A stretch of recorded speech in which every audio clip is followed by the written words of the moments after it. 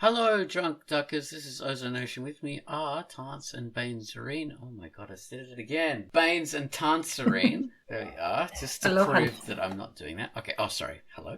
No, I said hello already. Yes, and I just talked over the top of you. This is going to be We're Celebrating Women this week by me talking over Tantz. So that's how, it happens. Which is exactly the classic way to do things. Yeah. Actually, you're celebrating women by talking over both me and Baines, so it's just completely equal. Okay, all right. There we go. There we are. Well, so that means we're being very egalitarian. All right, but before we get into that, I have to bring up the Quackcast theme. Oh my god, Quackcast theme.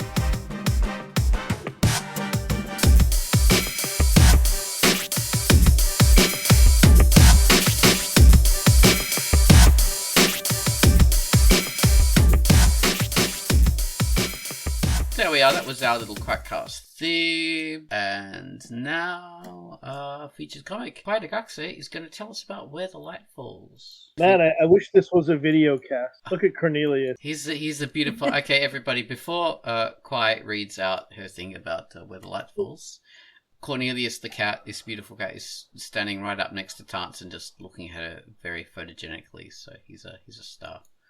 He's a beauty. Take a screen cap for everyone to see if you want. Oh, that's a good idea. Let's see if it'll work. Screen cap. Hopefully that's done. Okay, now, Quackcast, tell us about Where the Light Falls. That's a Gene Joke comic, right? Is that the title? Yeah, it's called a Gene Joke comic. That's right. Hello, this is Quackcast, and the feature I have selected for this week is Where the Light Falls by Gene Joke, and it is rated M for mature. Two photographers with an interesting perspective on life, from framing the perfect subject matter to dating apps, take a walk on a flatline day. The two bring up ghosts, whether from a haunted church or the remains of a former life. The fleeting characters they meet and ancient ruins along the path demonstrate the impermanence of the world unless captured in a photograph. Three-dimensional models with a softer filter, reflected by the personal nature of the conversations. Panel angles are framed with the same level of attention to detail as the two photographers in the story. Make an artistic statement and read Where the Light Falls by Gene Joke, rated M. That was Quackcast telling us about Where the Light Falls, which is a comic by Mr. Gene Joke. Had it on my thing to feature, but Quai got there first, which is great because she does. She's even better at doing features than I am. And yeah, talking about celebrating women, Quackcast has been doing these features with me for years now, years and years and years and years and years. Yeah. People have been enjoying her taste in the comics that she's picked and her voice in her writing about them. So there you go. All right, now we have some music by Gummelus. And this week my choice was Demon Eater, which was a comic by Julie Fu, and it's rated A for adults, so it's quite extreme. But she's a long-time creator on Drunkduck and a very, very great person. This theme was originally featured on Quackcast 190 from the 26th of October 2014, so forever ago. So yes, this is a very demonic, growly, grungy, dark, horrific kind of track to listen to, and I hope you enjoy it. This is the theme to Demon Eater.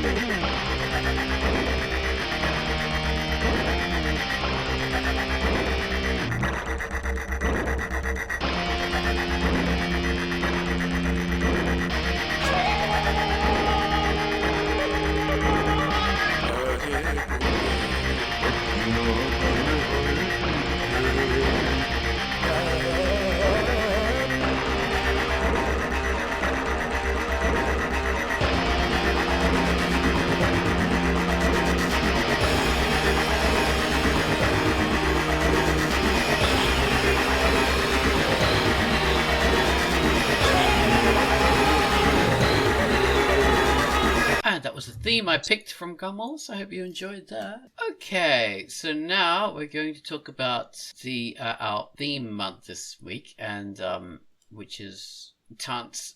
Well, Tantz didn't come up with this theme. The whole Drunkduck community came up with this theme, and Tantz organised it, and is responsible for kind of making these things happen. But yeah, this was the Drunkduck community, and the theme for this month was celebrating female women comicers, basically. So we're going to climb on into the femisphere and explore this explore this whole new world we've created. You have to go listen and watch our video cast for that joke to laugh. Yes, join us in the femisphere. Yes. Oh my god, I'll have to draw. And I love it. It has to happen. Now we have to do it. I don't know how. But just a quick little comic. Oh dear.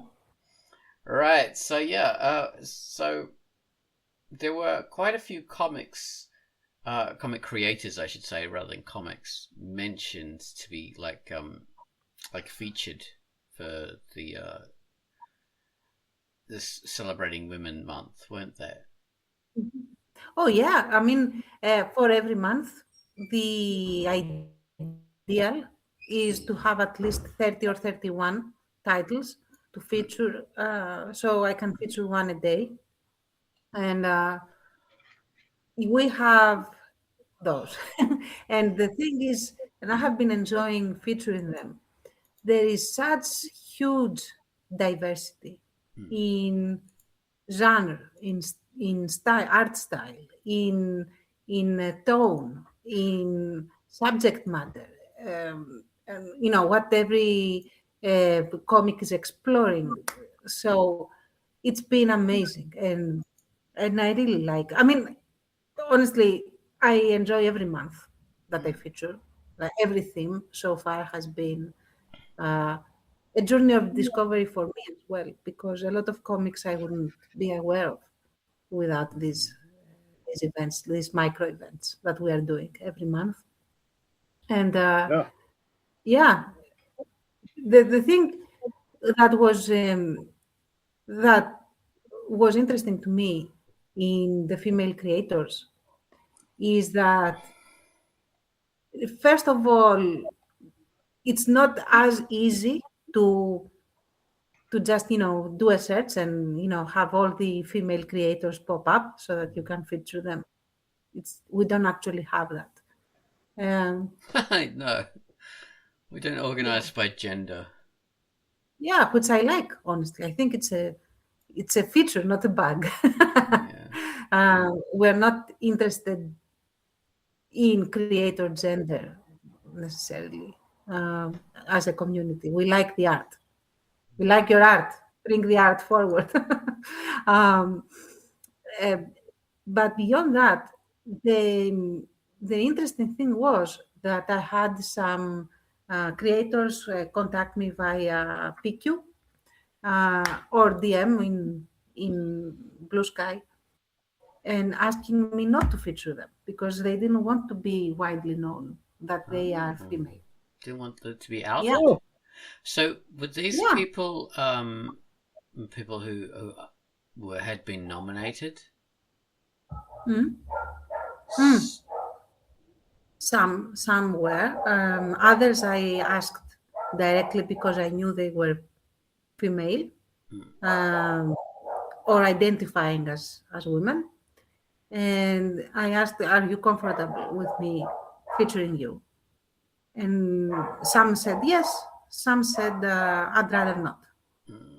And that I think is an interesting thing. This is the only category where people preferred not to be featured, if that meant that they would be outed as women. And I think that is a significant thing. A significant occurrence. I suppose there'd be two things there. Well, there'd be millions, infinite things, but two things that come to my mind are the fact that, the obvious thing, like if if they're like outed, so to speak, then they might receive like attention that they don't want. So that could be it. But the other thing is, like, if they're outed, then they would have their comic seen in a different way, whereas they just want to be seen as a generic, not a generic, but like a creator, like a genderless creator. Whereas if they're seen like as as a woman, people might think, oh yes, this is a woman comic, this one, and look at them in a different way. Not necessarily negative, but in a different way to how they would like to be looked at. So Yeah. And I wanted to ask, like, follow up by saying, yeah, sure, I will not feature, like, why, but if you could tell me why not. But I didn't do that because I didn't want it to be perceived as pressure of Right. needing to argue their point for not being featured or something like that. So I didn't ask. And that killed me. Like, as a you're social so science, curious.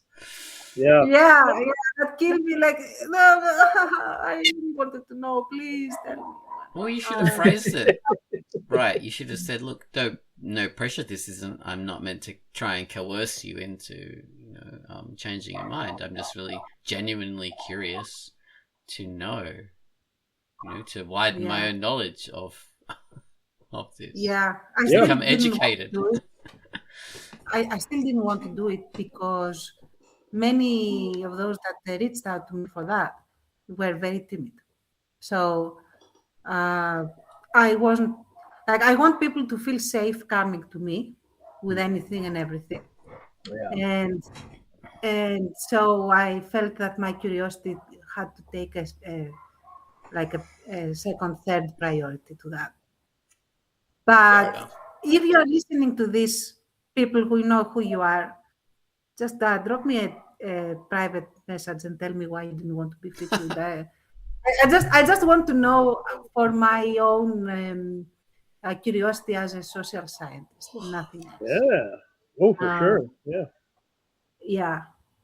Yeah, I know. Please. When I was nominating people, I either nominated people I already knew as women who do comics, or I went and thought, oh yeah, I think this person might be a woman, but then I didn't nominate them if I thought it. I'd go and look at their profile to see if they identify themselves as a woman, and only then would I then would I nominate them, because if they didn't identify themselves, then I'm not going to nominate them, because they have to be. Because the thing is, because if you don't talk about your gender in some way, then probably you don't want it talked about by anyone else. So that's sort of an important factor, isn't it? That's a good point. That's an excellent point, as a matter of fact. Like, I know, for example, one person, it wasn't an issue of the gender per se, but it was an issue of privacy, that they really don't want any data points about them, like as few data points about them as possible on the internet. Yeah. And that doesn't, that wasn't at all an issue of, oh, I don't want people to know I'm a woman for being a woman. It's just that I don't want the internet to be able to lift this information about me without my permission. Like, I don't have my birth date listed on the internet, because if people know that, then it's quite easy to work out, things like to log into your account, like, oh yes, this is this person's birth date, and this is this person's mother's maiden name, and all that kind of stuff. You can then, and I'm thinking, because I'm on, managing these websites and all this kind of thing, that would be an incredible vulnerability if I had that information out there. So hiding your gender is part of that. So so it's not necessarily because the gender identity is going to cause problems per se. So that's why I wanted to ask, because assuming is a thing that I don't like to do for these things. If you know what I mean. Yeah, But yeah. like, I had this like 8 years ago. We had some like younger creators on the Quackcast, Dame Helsing and a couple of other people, and I remember like promoting one of them promoting all of them in the Quackcast notes, and one of them, I can't remember who it was, criticized me, going, "Oh, I'm saying you shouldn't use she and her because I'm they them, and you should have asked." And I thought, oh my god, I've never come up across this situation before. So that's another reason why I look and see if people are self-identifying, because I don't want to post someone's the pronouns and all that kind of wrong unless they've already been open about how they see themselves. So And you know what? I think that is a really simple courtesy you can do for other people, to just take a moment and take into consideration how they want to be presented publicly, or be addressed publicly, that sort of thing. So yeah. That was an exercise, interesting exercise. Hasn't happened to me in any other theme month yet. So yes, this is our Quackcast promoting female comic creators. Now, do you find that they all wear pink and have fluffy dresses, long hair? Of course. There's so many. Of course. And we stereotypes. we all curl our hair, and the hair is always platinum blonde. Exactly, in curlers when you're not out shopping. Exactly. And that is a stereotype that is very Western, by the way. Yeah, 1950s stereotype. Yeah. But just like in male creators, female creators have this enormous diversity in interests and in styles and in what they want to do with their art. And the genre of webcomics ranged from super horror and grisly stuff and gore, and to feel good sitcom girly girl stuff, sort of. Let's put it that way. So yeah, and the another thing that is really interesting to me is that the same person that might make the girly girl stuff will also make like this super grisly gory stuff in another title, And then my thing was, okay, what do I feature from this creator? All right. Oh, Can't feature everything they do. Yeah. So I just feature, and that's my rule of thumb. When in doubt, go with the one that has been updated most recently. But that's what I pick. That's a good idea.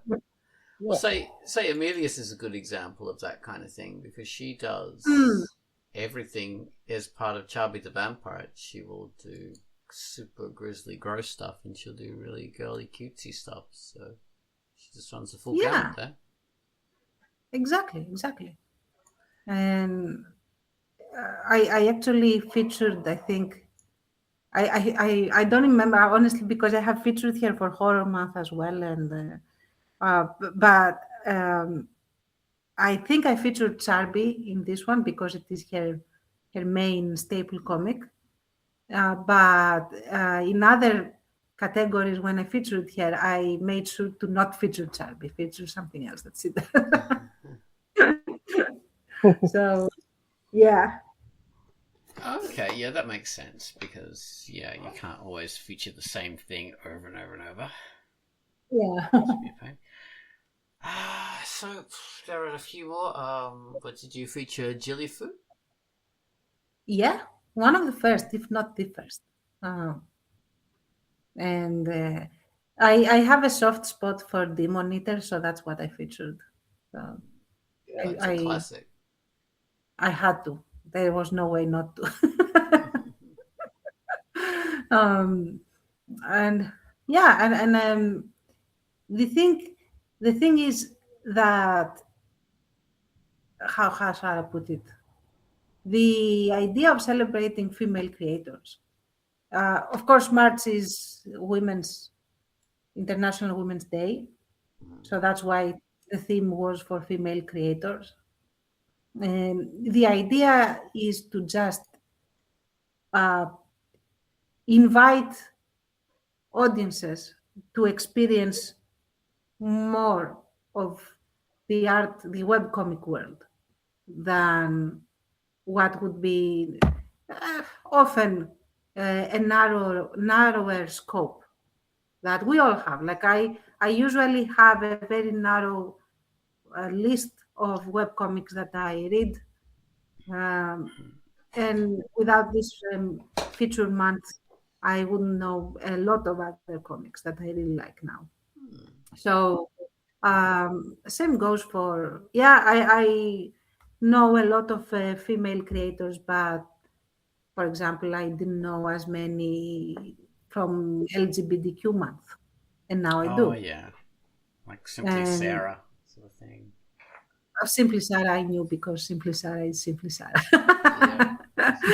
But yeah, but she is not the only one, and there are so many out there that have gorgeous comics, and now I know, and now they are on my favorite list, and so on and so forth. And that's the whole point. The point is never. And why am I talking about this? Because there was this whole debate, not a debate, but a discussion, because nobody was on the other side of the argument, I'll have to say, that, featuring women is basically giving privilege that other groups don't have, more or less. That was the gist of the thing. And first of all, false, because we feature a whole range of different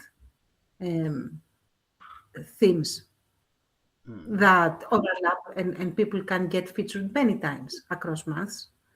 And the other thing is that there is a bias that is affected by gender. That affects, that affects gender. So we cannot overlook that.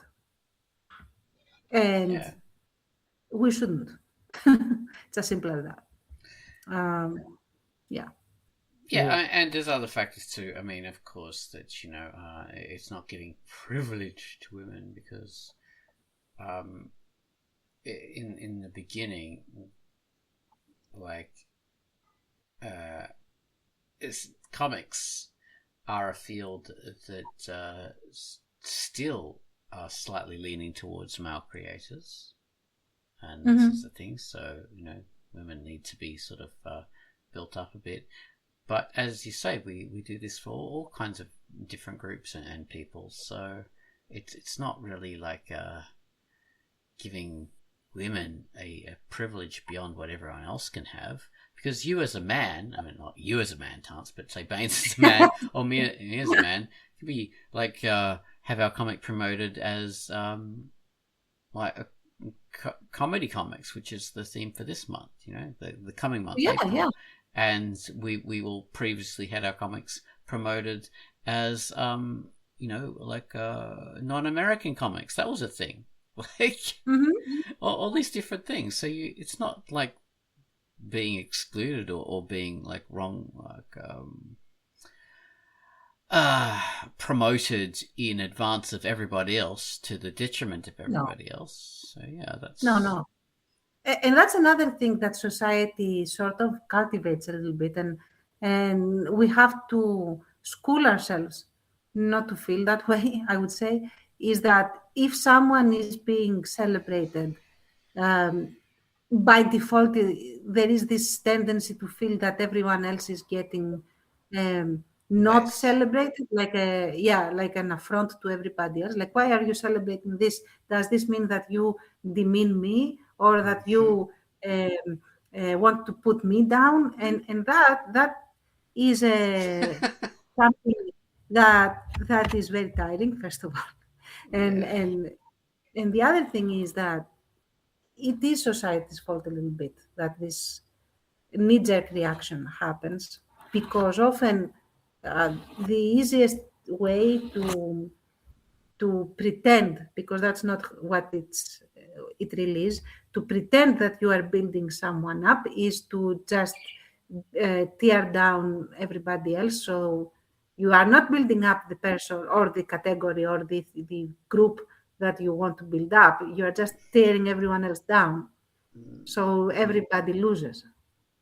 And that is something that, unfortunately, uh, is a very bad and manipulative way of undermining everybody in such a situation. So, Yeah. It's not a zero-sum game. no, That's what people have to realize. It's not like, oh, if this person gets some, that's less for me. It doesn't work that way. Everybody exactly, can be built up. Yeah. exactly. And it's not a race.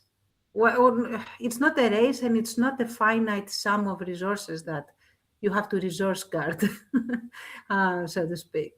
Yeah, to praise mines are always mine dry. Oh my god, I have to ration out the praise. Yeah. Uh, and that's another reason why I am trying as much as possible to not feature my comics in these 3 months at all, if possible. If every slot is filled in a category where my comics could potentially be featured, I don't feature my comics.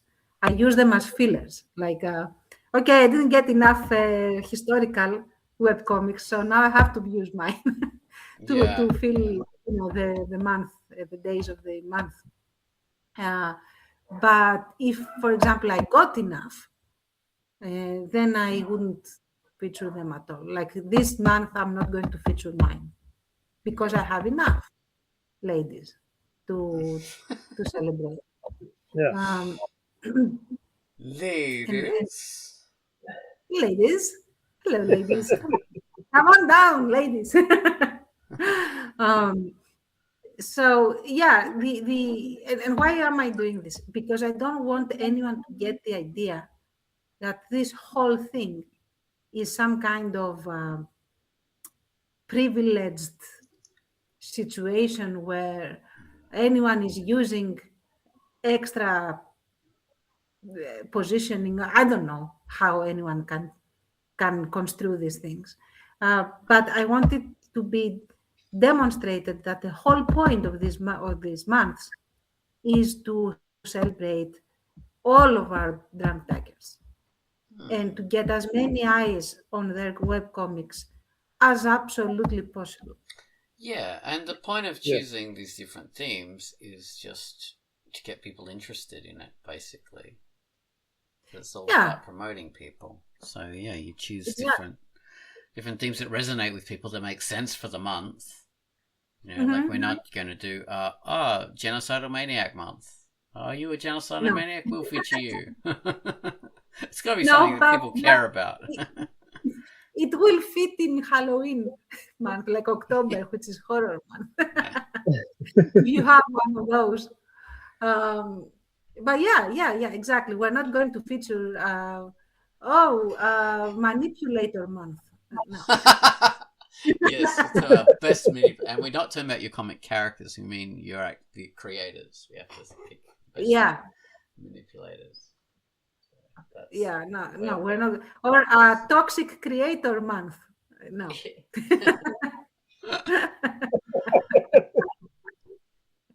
No, it has to be something that people like. Oh, sorry, Baines.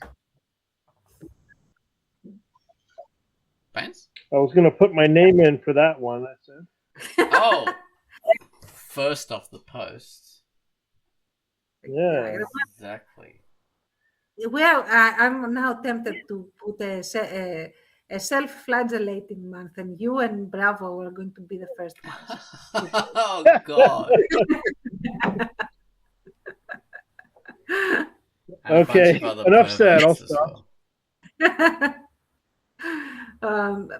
But yeah, and I do like that slowly but very definitely on Blue Sky, our little community is growing with this reputation of loving webcomics for webcomics, wanting all the diversity and supporting all of our creators and helping out and connecting people and generally being a haven for indie creators and the feature months keep working, by the way, because I see when like other users discover them, they then use the hashtag and they go and they like everyone that was featured in that X particular month, like romance month. Someone discovers romance and goes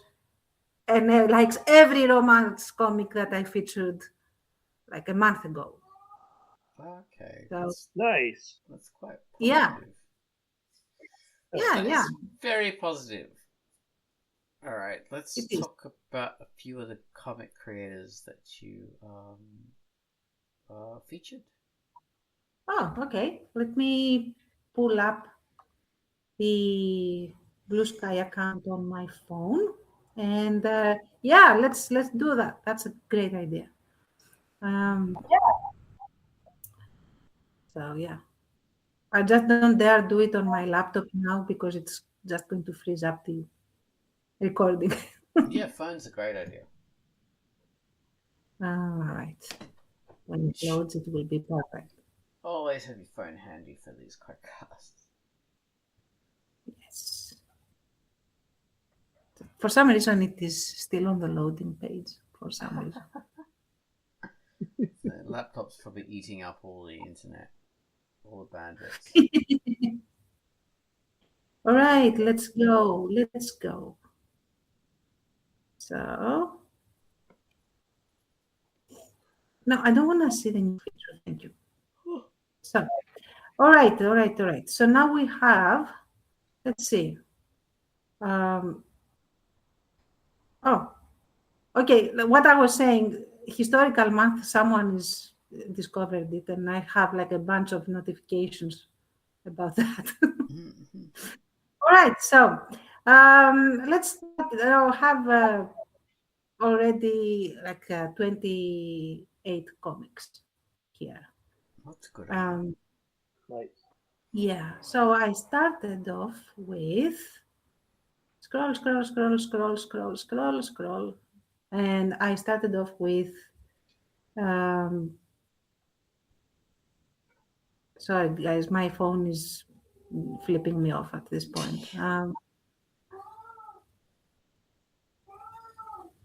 Is that a pussycat crying? That's Demos. That's Demos, yes. All right, so I started with Nocturne 21 by Greypape. And Nocturne 21 is one of the best sci-fi comics in my favorite list, honestly. I'm pretty sure I featured that at some point. I think it has been featured. And it starts really in a very gripping situation where this doctor, in a very rainy day, discovers this half-dead boy on the side of the road. And then he takes this boy in. I did feature that, definitely. I remember. It's awesome. Yeah, and then that boy, and that boy is not just a simple boy, of course. And now we have our story, which I highly recommend. It's a And really then cool story. it really is. It really is.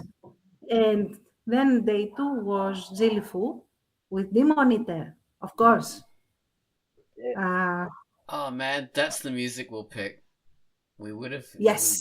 picked it already because that's already happened in the Quackcast. But I'm past Ozone Ocean.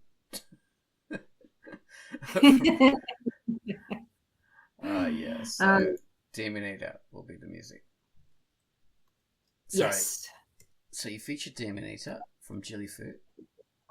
Yeah. And then I featured Hell, let me see, Scorned, or Hell's Fairy Women, by... Dame Helsing. Yes, Yeah. that's the one. Because whenever I can, and I see that on the covers that the creators have signed with their actual name, I put that name so that they can be found by Google.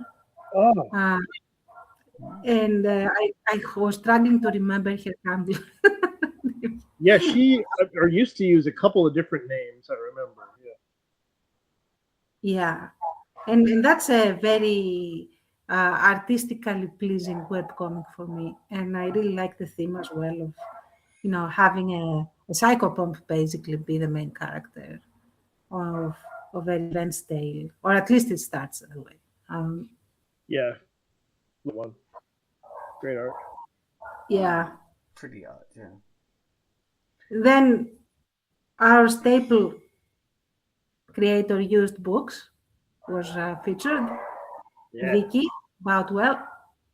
And by the way, guys, that's guys that are listening to us, if you have a Blue Sky account, put it on your author profile so that I can go find it. Make life easy for Tantz. Go on, do it. Because sometimes I always search Blue Sky in case I can find you. But sometimes I don't find you, or I find too many of you, and I don't know which account is yours. So I choose not to tag anyone. And yeah, please do it. Yeah, put it in your profile. Yeah. Then I featured Kikirini and her webcomic Kurosuri, which I didn't know before I featured. So it is a very manga-ish story taking place in a school with a bit of demon possession in the school. So that was awesome.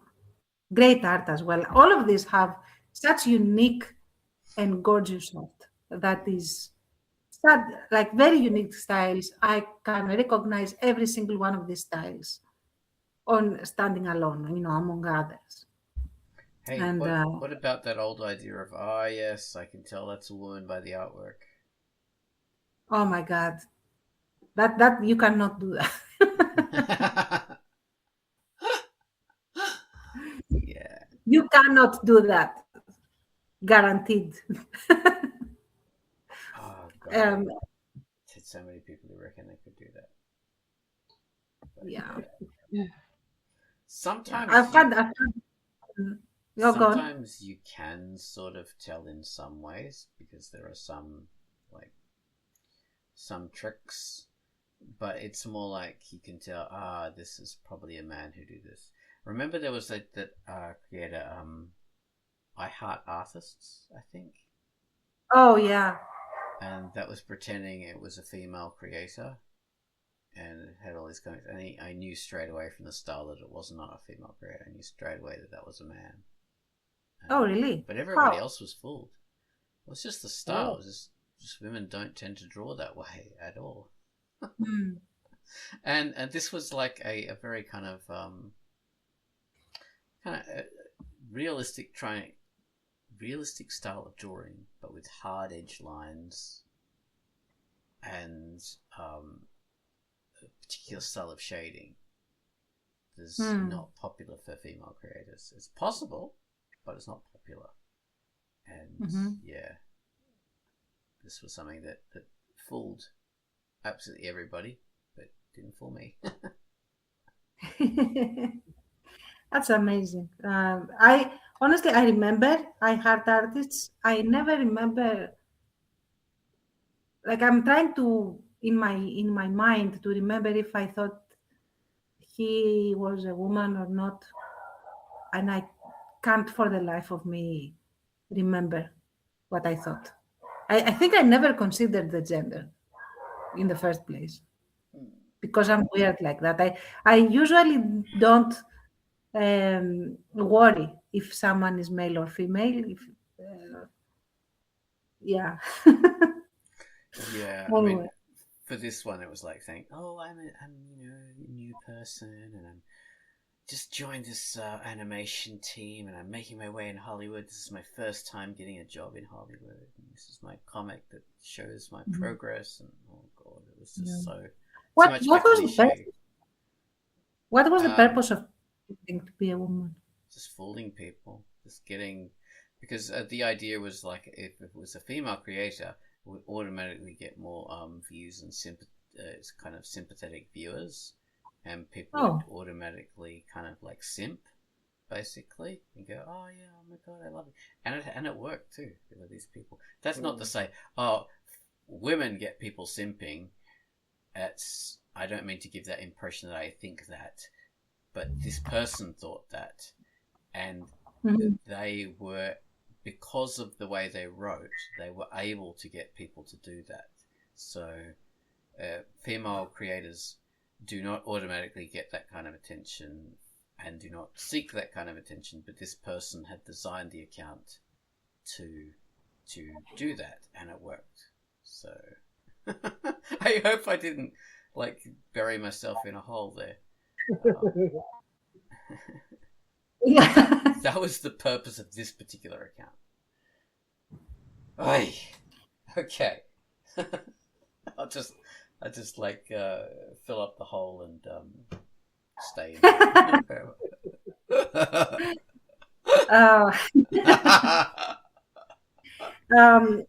The thing is, and I was impressed that not only that was the purpose, but it also worked because I am a female creator and I never ever got simps. Ever.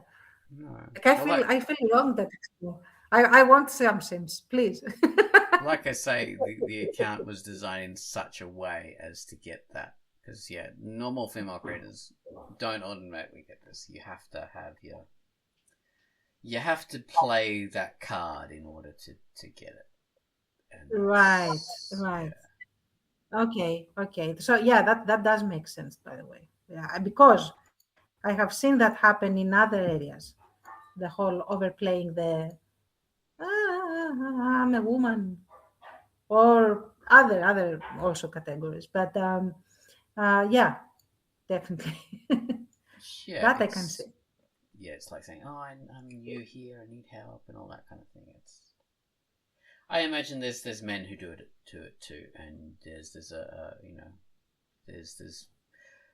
versions of that behavior for every gender and sexuality that will work. Yeah, I have seen men do it without pretending to be women, by the way. Exactly. So yeah, absolutely. And for the record, not now. Now everyone knows I'm a woman, but in the early days of Without Moonlight, for some reason, and I say for some reason because I had Wolf. Sorry, Cornelius. I had Wolf before that. So it's not like this Without Moonlight was my first webcomic ever. But somehow people assumed I was a guy. And when they realized I was not a guy, sometimes, not always, sometimes their behavior and their approach towards my webcomic changed. Especially when it came to how accurate my historical depiction was. What they'd mansplain to you? Oh, yeah. Yeah. See, that's another thing. Banes, don't do that again. Okay, And you know what? The ironical thing was, it's not that they try to, quote unquote, call me out that, oh, that was not historically accurate. because that happened throughout the webcomic in different occasions by different people and in different contexts. And that's fine, because that's my chance to show my work and explain, no, this is what happened. Here is my proof, my evidence, blah, blah. But they did it for historical things that were very specific to Greece. That are, because they were not replicated necessarily in other areas, or they were not as widely known. It's like it didn't happen in my country, so it definitely didn't happen in yours. And it's like, but they did that only after they realized that I was a woman. So yeah. Oh, that's no good. Yeah, I mean, people do have a particular kind of arrogance where they think their country represents everything, especially if they're from the UK or the US. That's a known thing. And it was a Central Europe person, by the way. So. Oh, okay. Very different. Mm-hmm. So they weren't in the Balkans either. They were just in Central Europe. No, Central Europe. And I don't think they were German. So I think they were either Belgium or somewhere around there, but not German. But they were Central Europe for sure. Interesting. Yeah. Oh, wow. Incredible. But that was the thing. That was my experience. Beyond that, I have the very, very stress-inducing but also enjoyable sensation of being fact-checked by history nerds, and I love that. And was the but that's Central nothing Europe to do with my gender. What? was the Sorry? Central Europe person shadowless? The person who did shadowless? Because they come from Romania, I think. I don't remember. I honestly don't remember because I didn't care much. Because they fact-checked me too. It could be, but I'm not sure. So I don't want to place blame where it's not warranted. So And I've also had Greek people do it to me that are of a certain political alignment that they did it, but they left quickly. Yeah. So there's that. That was my experience.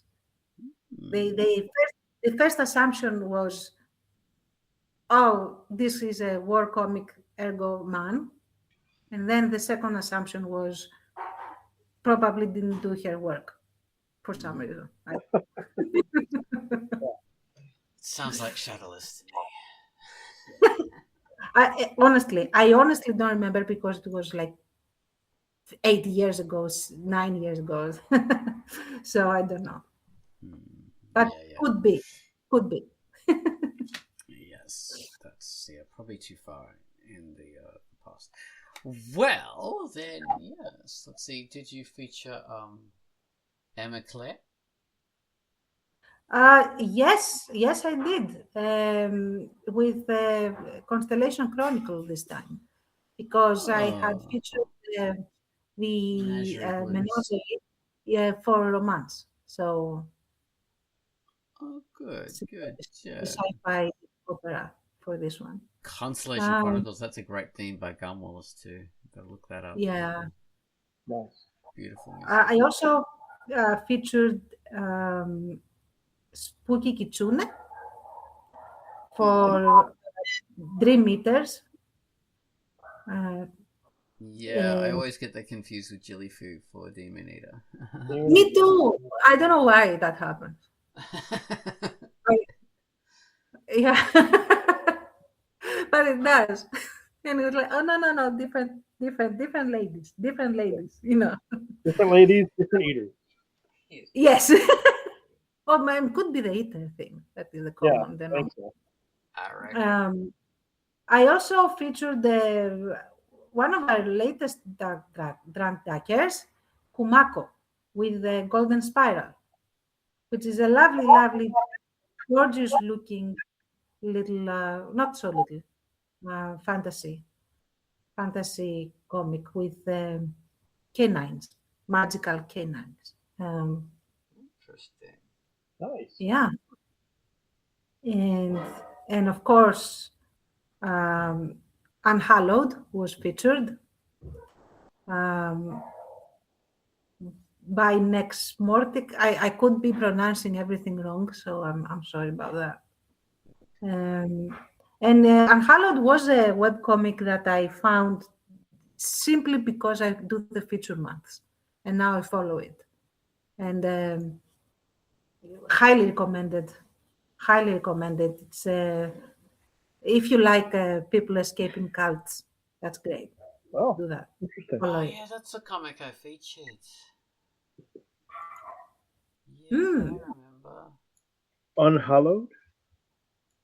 Unhallowed, yeah. It's a really interesting comic about like it starts off with a vicious axe murder. It's really scary. Yeah, Oh, it's perfect. okay. It's Yeah. perfect. It's perfect. It caught my attention immediately. Like,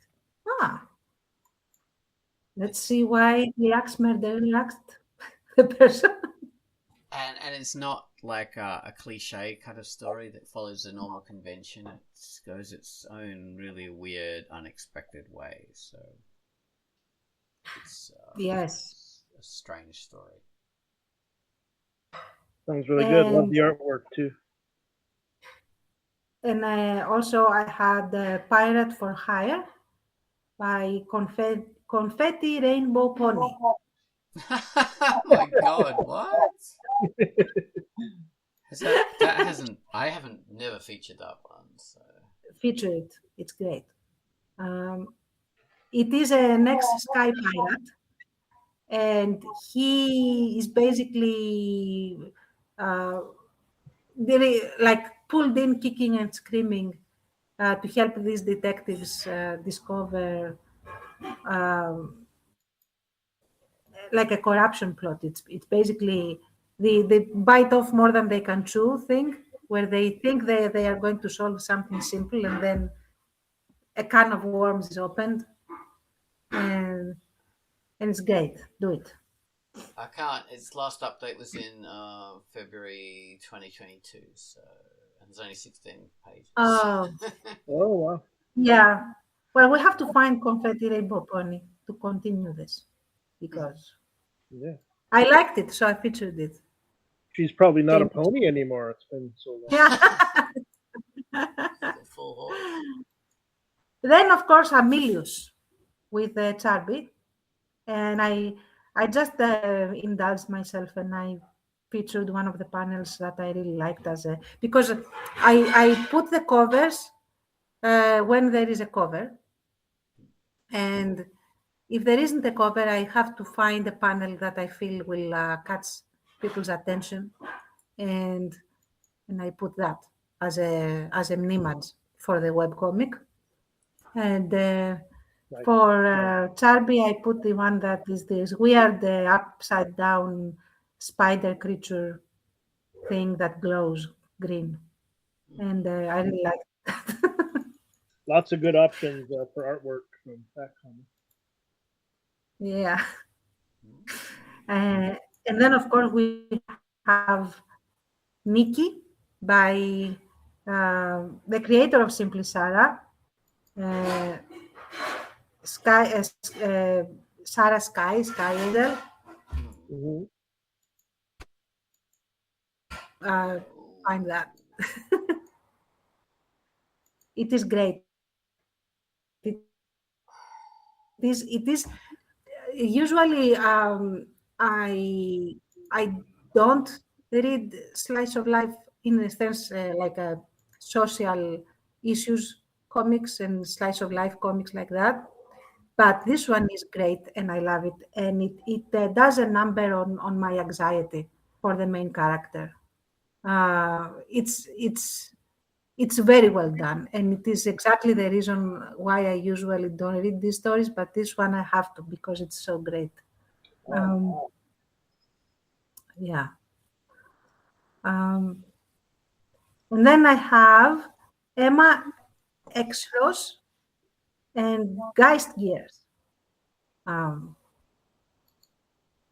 Yeah, Nice. which is a great adventure, a fantasy adventure where a goddess possesses this schoolgirl, and now we have our story. So Oh.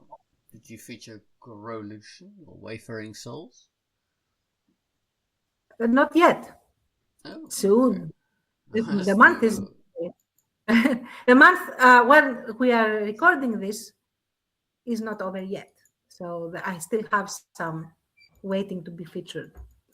And now I have Twisted Mirrors by Dragon Song 12, which is a freshly completed webcomic, and it's great. It is one of the best stories in the whole switch bodies, and discover that your life of privilege is not shared by everybody else sort of story.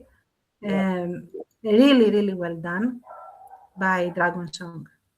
And I'm generally a fan of Dragon Song, so whenever I can fit it, I do. Dragon Song is always a quality creator.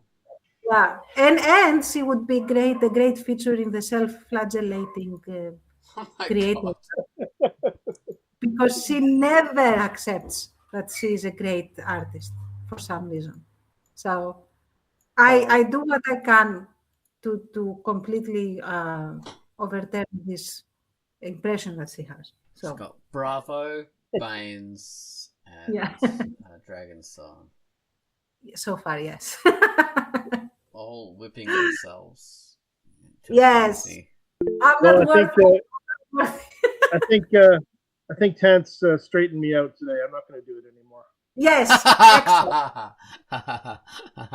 Like one of the list, finally. No, stuck there forever. Then I have Succubus by Koi Dog, because of course. Oh, yeah, Koi Dog. Yes. Classic Koi. Classic Canadian Koi from New Brunswick. Yes. Yeah, really, I didn't know that. Mm. Ah, all right, I will keep that in mind for future features. So, yeah, It's and I. written by someone. I'll tell you just a second Daryl, because Mr. Daryl. yeah, it's by Daryl Hughes, Yes, there we the go. writing, Right. and the art is by Monique McNaughton. Exactly. Yeah, if I pronounce that wrong, yeah. That's correct. Yeah, Daryl Hughes. I was thinking Daryl Hannah.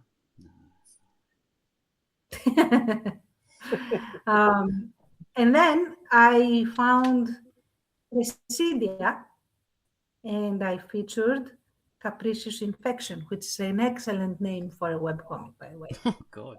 Yeah. And it is a